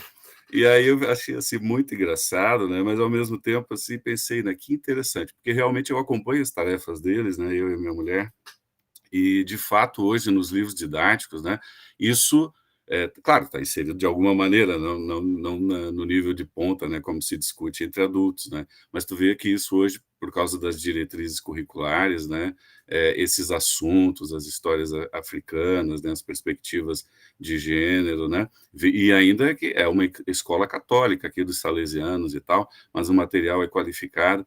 Então, assim, eu fiquei pensando, né, que interessante, né, em alguns aspectos, eu acho assim que a gente parece assim que andou bastante, né? A gente parece assim que andou bastante. Por exemplo, né? Na semana passada, o presidente de Portugal deu uma declaração lá, tu deve ter acompanhado, dizendo que Portugal tinha que reparar o colonialismo, né? Claro, não foi acompanhado pelo primeiro-ministro, né, que já botou a água na fervura, mas, enfim, a fala, simbolicamente, tem uma importância muito grande, o reconhecimento desse erro, né, e não ser meramente um pedido de desculpa, mas a afirmação de que é necessário alguma reparação, né? Então, isso é um passo adiante, né? Mas, por outro lado, a gente vê, né, às vezes, né, coisas negativas, como, por exemplo, a censura daquele livro, né, O Avesso da Pele, aí no Sul, né, o nosso Sul, nosso querido Sul, né, nosso Sul que se considera tão europeu, né, E como tu falaste, né, quando se vai na Europa e nos Estados Unidos, a gente descobre que nem tão branco assim a gente é, né? E esse livro, por exemplo, eu fui ler, né? Porque muita gente dá opinião contra e a favor e não lê, né? E eu fui ler e foi dito que ele tinha sido censurado porque tinha palavrões e cenas de sexo. E, na verdade, ele foi censurado porque narra, né, a história do extermínio de um homem negro pela polícia, né? E aí, imagina, né, isso ser dado para as crianças lerem foi considerado extremamente perigoso. E é mesmo, mas é perigoso no sentido positivo, né? De desenvolver o pensamento crítico. Então, eu queria, né, depois eu vou passar imediatamente para a Linnea aqui, para ela também fazer a pergunta dela, o comentário dela. Eu queria saber, assim, se tu é otimista em relação a isso, ou seja, porque o nosso cenário é assim, tem coisas que avançaram e a gente celebra, né? Nossa, eu celebro muito, né? Mas às vezes a gente se assusta, né? Quando vê que um pensamento racista tem 49% numa eleição nacional, né? Depois de ter sido tão explicitada, né? Esse posicionamento retrógrado, né? Então, eu queria te ouvir se depois, né? Depois, vamos passar para a Linnea para fazer em bloco, aí tu descansa um pouquinho, né? Queria te ouvir se tu é otimista, né? Ou se tu tá pessimista com relação a isso. Linnea. Bom dia, professora. Não sei se aí para vocês ainda é dia, mas aqui no Amazonas ainda é dia. Bom dia. Eu fiquei apenas me maravilhando com a sua aula. Um pouco da minha dissertação de mestrado, que já está quase finalizando, tem tudo a ver com o seu tema de aula, e é crimes sexuais contra a criança, e bate exatamente com a parte do... São as meninas negras, pobres, que são as maiores prejudicadas pela violência e por todos os papéis de hipersexualização, etc. e tal, que culmina em cima das meninas, né? Então, a discussão do meu trabalho é sobre o depoimento especial e sobre jogar sobre essas meninas negras vitimadas o papel do testemunho incriminador contra o seu agressor. Então, começar a estudar, eu passei por todos esses autores que a senhora falou, que você falou que era tradicional, passei por Safiotti, peguei o Silvio Almeida, fui andando com isso daí, porque de início não me pareceu tão claro, eu sempre imaginei, é uma violência de gênero, eu sempre vi como gênero, né? É lógico que é gênero, é meninas, é a objetificação da menina, é o papel da passividade, aquela ideia bem hermética, até que você começa a observar que tem a questão de raça, tem a questão de classe, tem tanta subcamada que você fica, meu Deus, e eu acho que em algum momento do meu trabalho, eu ainda estou destrinchando isso, eu cheguei a me perder, porque é tanta subcamada que você não sabe nem para onde olhar. Aí você falou, quem já leu lá atrás já está desatualizado em relação a outras coisas, porque realmente você vai puxando, é uma cebola, vem embora, vem muita coisa, e às vezes até nos perde na hora do estudo de saber para onde olhar, porque é bastante difícil, principalmente quando você vê determinadas coisas. E uma das coisas que eu vinha pensando sobre exatamente foi a sua fala final, dizendo sobre o posicionamento. E isso é uma coisa que eu estou com bastante dificuldade em parte da dissertação, porque você tenta ficar num certo campo neutro, mas algumas coisas você fica ali e eu estou sambando, e sabe o que é sambando em cima? Não que eu vá pedir qualquer resposta para você, nem nada, mas é você perceber que talvez nem seja tão ruim e nem seja tão errado, porque a temática te exige algumas coisas e algumas visualizações. Então, foi extremamente esclarecedor e só queria agradecer as suas falas e ver que está batendo com tudo E também gostaria muito de saber sobre se você puder disponibilizar a página ou como ingressar nesse seu grupo de estudos de raça, eu adoraria ter conhecimento ou participar. Muito obrigada, professora, foi demais. Que joia. Mais alguém ou a gente já pode começar? Vou tentar ser breve aqui. Depois, quem mais quiser falar, pode falar ali também. Eu vi que tem uma pergunta no chat, mas eu não li, já leio. Então, assim, vou começar ali primeiro pela Linei, né? Então, assim, já fica o convite para ela, né? Para outras pessoas que estão aqui assistindo, que queiram ingressar. Por conta da pandemia, a gente manteve, para quem é de fora, a possibilidade de assistir pelo Meet e estar conosco via Meet. Para a turminha que está em Criciúma, que está na Unesc, a gente faz de forma presencial, tá? Então, é possível, tá? Quem quiser aqui entrar e participar, a gente tem feito grupo aberto também, então entra lá no Instagram, tem o link ali, né? Negra Unesc, e vocês vão ter acesso ao Google Drive com um cronograma dos textos que a gente vai estudar, com as data e horário, tá? E aí a gente pode também incluir no grupo do WhatsApp, que eu acho que facilita também para as dinâmicas acontecerem. E aí, assim, então, Linei, vai ser muito legal te receber, tá? Então, se você puder, eu já ia, antes de você falar que você queria talvez entrar no grupo, eu já ia convidá-la, né, para fazer uma fala conosco, né, sobre o teu tema, porque daí aqui quando a gente pensa a questão interseccional, tem a questão da infância ali também, né, enquanto categoria, porque é uma questão de idade, de fase da vida, então, não é só gênero, e aí se a gente ficar, né, focada e fixada só no gênero, a gente deixa de observar que numa narrativa, não sei necessariamente como é que vai ser as tuas metodologias aí de técnicas de pesquisa, mas no depoimento especial, né, que a única finalidade é de fato punir o agressor, e que também de depoimento sem dano não tem nada, porque tem muito dano. Mas essas narrativas, né, a gente vai perceber o quanto elas são invalidadas também, o quanto elas precisam repetir, o quanto corpos de meninas negras, trans, travestis, são muitas vezes não reconhecidos, né, nesse lugar de vítima. Então, acho que aí tem um elemento também importante para tratar. O olhar é diferenciado. Sobre o otimismo, né, que o professor Carlos fala, eu sou obrigada a ser otimista, porque senão a gente para tudo, né? Mas, assim, eu gosto de observar os pontos em que a gente já avançou. Claro que na linha da história, né, é pouco ainda, né, a gente tem muito a avançar, e eu acho que o que nos mobiliza hoje é poder, por exemplo, estar nesse espaço e chamar outras pessoas para o debate, agregar mais gente. Eu acredito nessa pedagogia decolonial, acredito na responsabilidade que nós temos também enquanto educadores, né, e educadoras.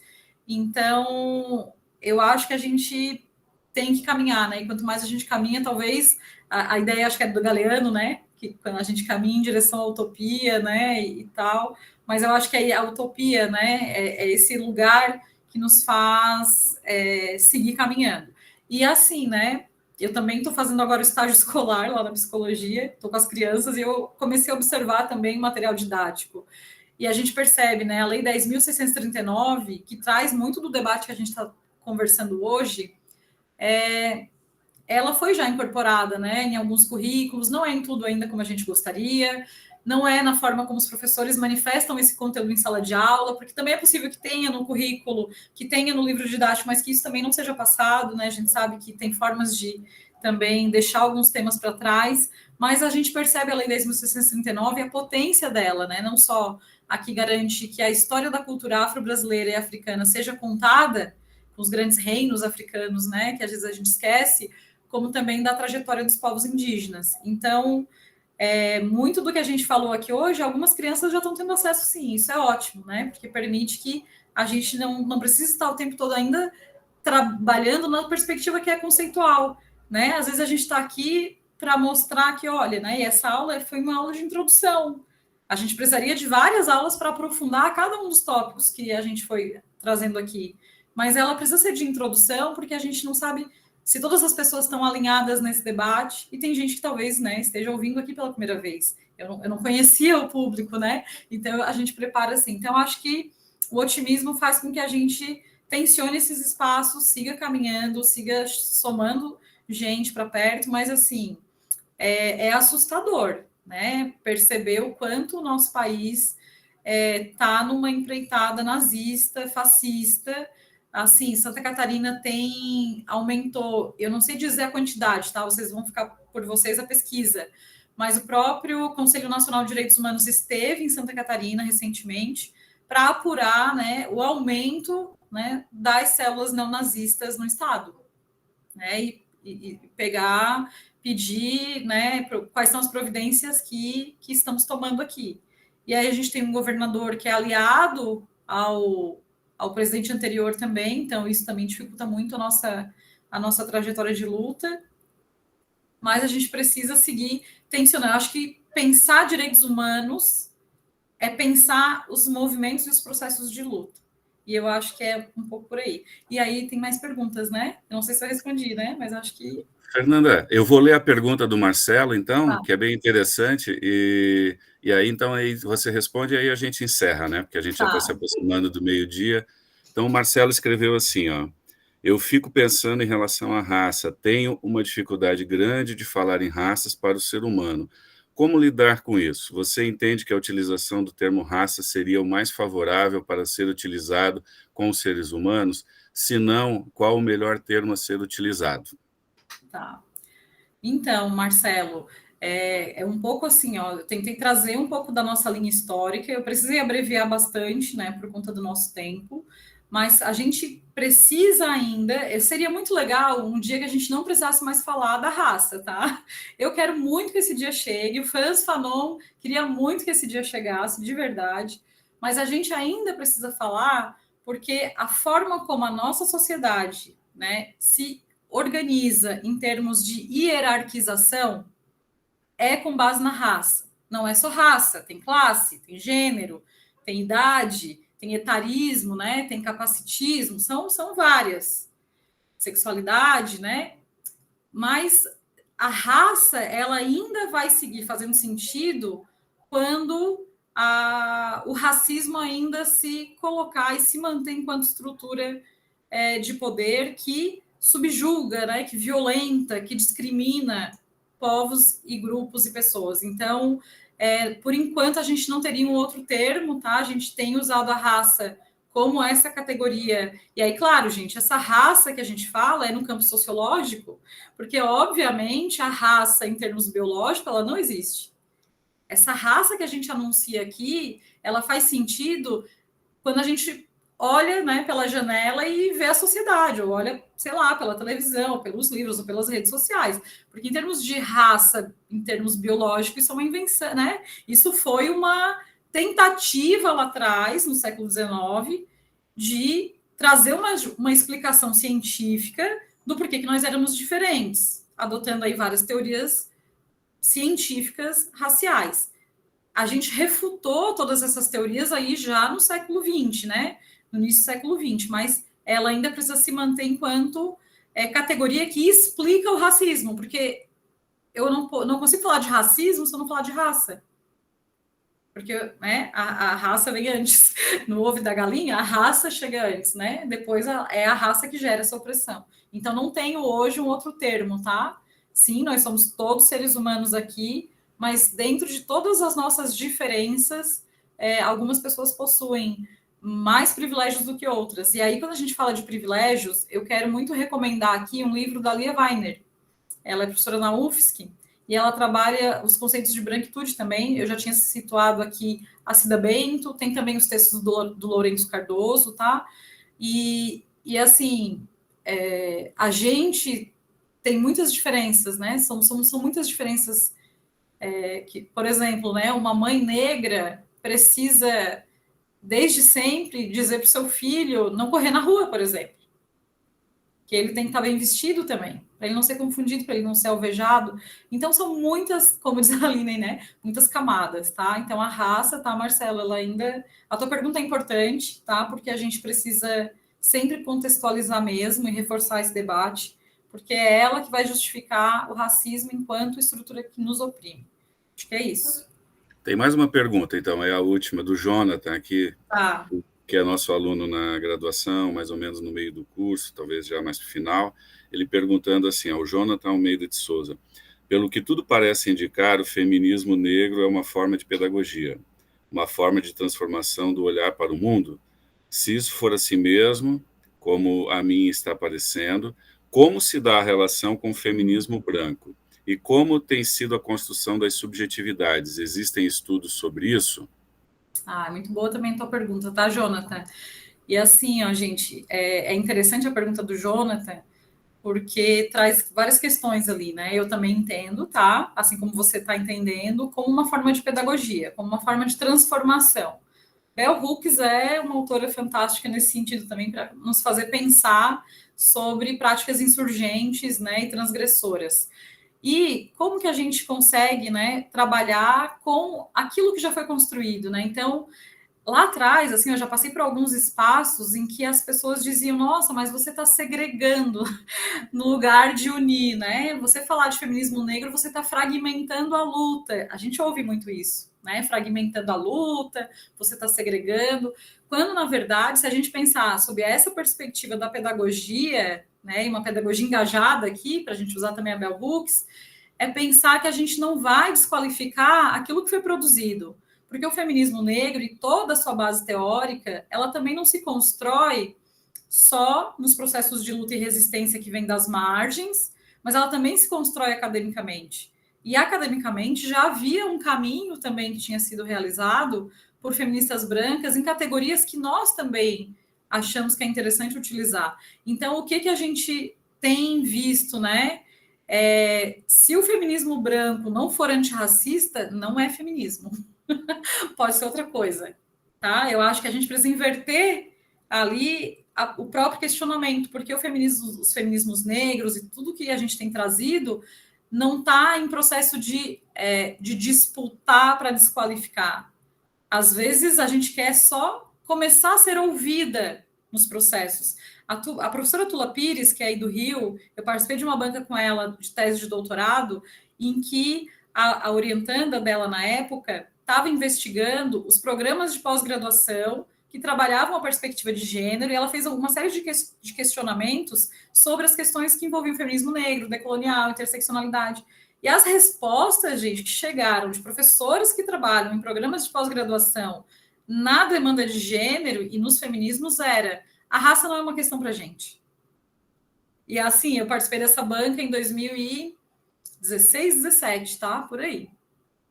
Vocês entendem? Então, quando a gente vem e fala, né, com tanta veemência, é porque a gente precisa se fazer ser ouvida. Mas em nenhum momento a gente está desqualificando qualquer epistemologia que tenha sido construída. Agora, a gente está aqui apresentando a nossa também, a nossa forma de ver e sentir o mundo. Se esse feminismo ele não for antirracista, eu vou repetir, ele não é feminismo. Ele pode ser outra coisa, mas ele não vai atender. Então, é muito pelo contrário, né? As pessoas pensam que segrega, não, mas inclui. Então, a gente já tem visto esse movimento. Eu acho que a própria Judith Butler, né, tem sido convocada para estar nesse lugar, porque ela está em muitos espaços com a Angela Davis, por exemplo, em debate. Já veio, inclusive, a gente viu lives, né? Então, ela que vai ser uma autora, né? Desculpa, que vai ser uma autora mais lida e comentada e falada, ela já reconheceu a necessidade de tensionar esse debate. E aí, por que tem resistência de outras mulheres que lidam com suas bases teóricas e que não se atualizam? Essa resistência tem nome. Eu vou deixar para vocês nomear.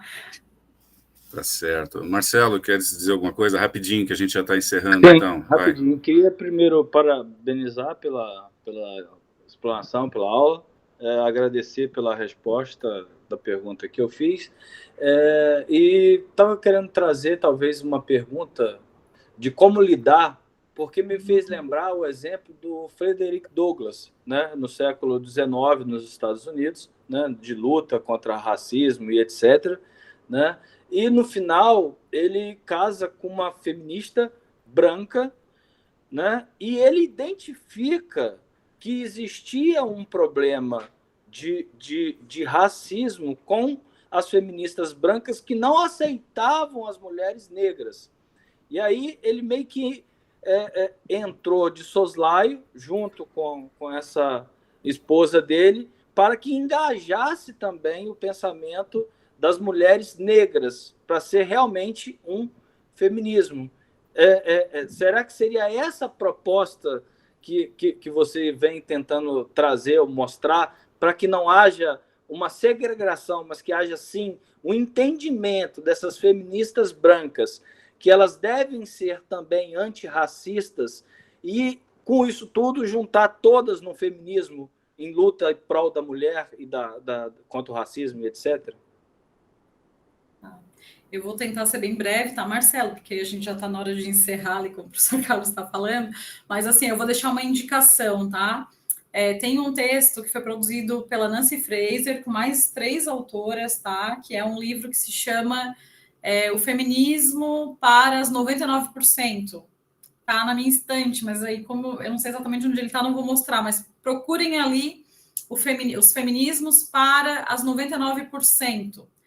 E nesse texto a gente vai ter um prefácio da Talíria Petroni. E ali ela vai dizer exatamente como que os feminismos, né, e as lutas e quem debate, né, essa temática deve agir. Eu acho que eu tenho um trechinho aqui, deixa eu ver se eu localizo. Peraí, é rapidinho, porque está aberto no meu computador, que eu acho que estava numa outra live que eu tinha preparado. Olha só, por exemplo, o que ela vai falar. É um prefácio, tá? O feminismo é uma urgência no mundo. O feminismo é uma urgência na América Latina. O feminismo é uma urgência no Brasil.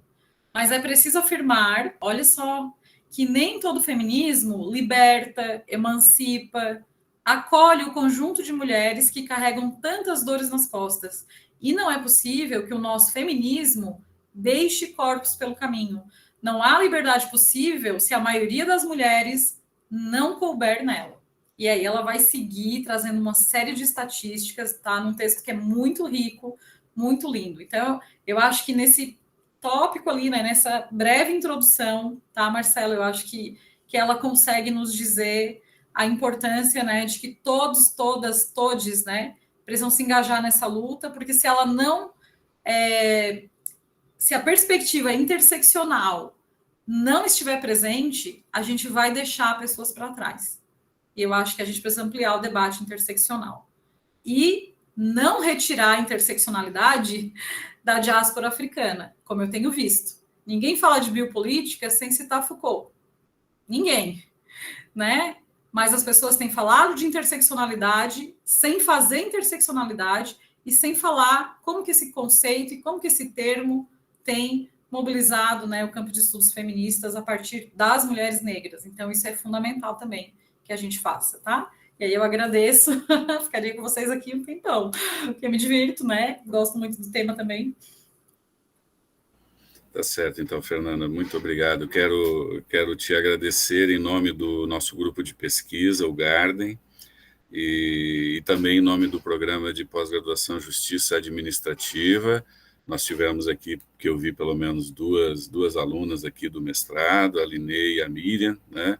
E dizer para ti que foi uma alegria muito grande, né, estar aqui contigo, te ouvindo e aprendendo, né, sobre essas perspectivas para as quais, né, nós estamos ainda engatinhando, né, e vejo que foi um encontro muito proveitoso, né, do ponto de vista do que é uma atividade desse tipo, né, ou seja, muitas referências e muitas reflexões que certamente vão ajudar a inspirar, né, pesquisas dentro dessa temática, que é o objetivo, né, da gente aqui, mas é como você falou também, né, não só a questão acadêmica, mas também, né, do ponto de vista mais existencial, né, a sensibilização para essas temáticas, né.